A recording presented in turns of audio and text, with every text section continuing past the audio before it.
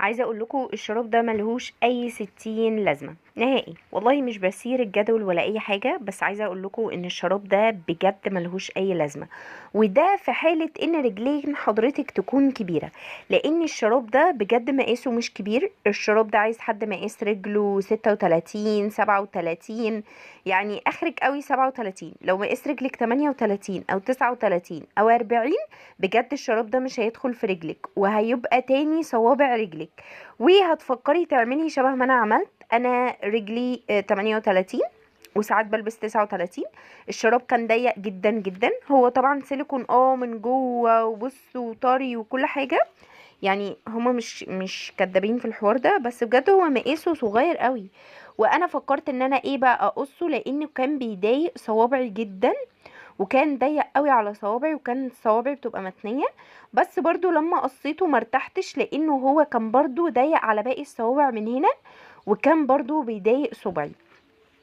فعايزه اقول لكم ان انا كنتش جايباه رخيص، والله كنت جايباه غالي، وكنت جايباه برضو من مكان محترم يعني وكده.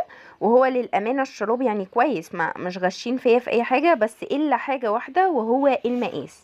انا بقى مش عارفه هو فعلا وان سايز ولا لا. هو بيرطب الرجلين فعلا، ولو انتي حاطه حاجه وكده وحلو جدا.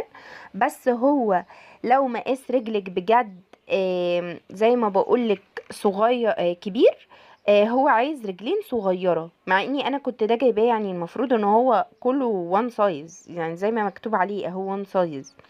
فلا، انا رجلي زي ما بقول لكم 38، بجد ما دخلش في رجلي خالص، وكان بيعذبني.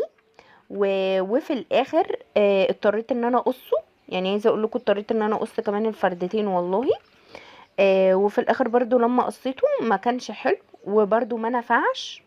فالبديل بتاعه يا جماعة وهي الكياس. انا والله العظيم انا كنت بعمل الفكرة دي من زمان، فقلت لا بقى بطل الكياس ونبقوا ناس كده مودرن ونجيبوا الحاجات بقى الحلوة دي. طلعت لا، مفيش احلى من الحاجات القديمة. هو كيس اسود كده قمر، وبتحطي اي مرطب بقى، فازلين، اي حاجه، وبتلبسي فوقيه الشراب، ومية فل وعشرة والله، يعني احلى نتيجه. عايزه اقول لكم ده مش شرابي كمان، ده شراب جوزي. ف... فبجد والله يعني ايه، انا حبيت كده اقول لكم النهارده مش معلومه طبعا من المعلومات العامه، بس حبيت ان هي تبقى فقره كده حاجات ملهاش لازمه، او حاجات بجد ما تستاهلش ان احنا نصرف فلوسنا عليها. يعني الشراب ده اهو جبته ورمياه، قصيته وبوظته ورميته، يعني يا ريتني كنت بعته قبل ما اقصه. فدي فقره حاجات ملهاش لازمه. قولوا لي لو الفقره دي عجبتكم، اقول لكم ايه الحاجات